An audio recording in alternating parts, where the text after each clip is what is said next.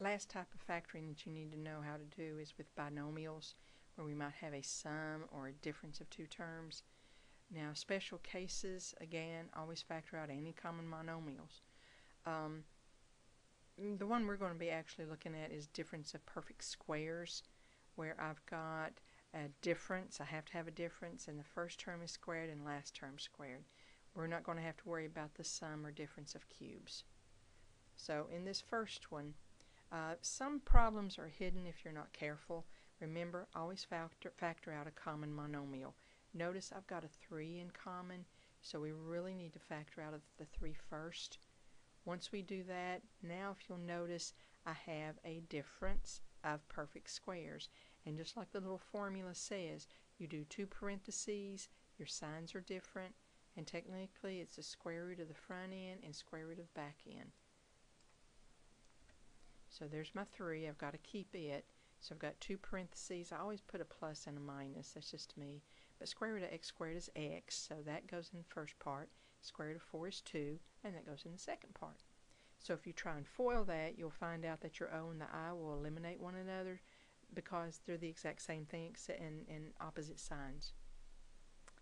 Number 2, I'm going to factor out a 2, and that should give me h squared plus 81 in parentheses. Now, if it's not a difference, then there's nothing else I can do. So this one is factored as much as I can. It has to be a difference to go further, so be careful.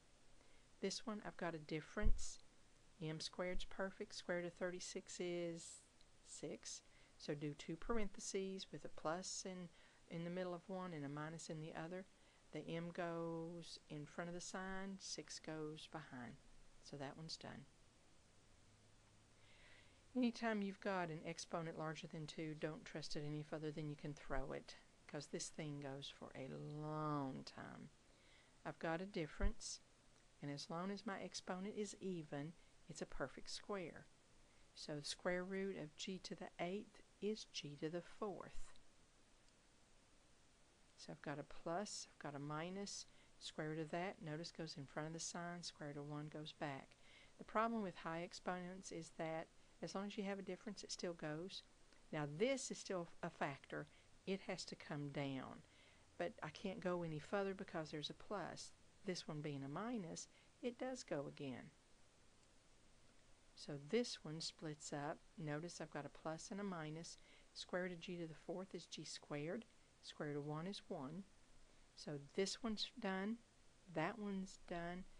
This one goes again. There's my plus and my minus. Square root of g squared is g. Square root of 1 is 1. So I can't go the first term factor, doesn't go because of plus. That's true for this one. It's a plus. I see a plus here. And these two, the problem is that the g is now raised to the first. It's not raised to an even power anymore. So that's it, factored all the way down. So general strategies for factoring. First, always factor out a common monomial, the biggest that you can.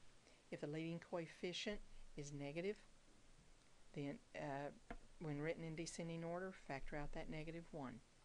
Is it a binomial? Then it's going to have to be a difference. If it's a difference, then you can have 2 separate parentheses, one with a plus, one with a minus, and then take square root of the front, square root of back. Is it a trinomial? Is it 3 terms? Use AC method. Is it 4 terms? Factor by grouping. If none of the above, then the polynomial's not factorable or prime. Okay? So you've got some problems back on the other pages that you can go work with. Actually, it's back on page 4. There's a whole bunch of them. So play with those. And until later. Bye-bye.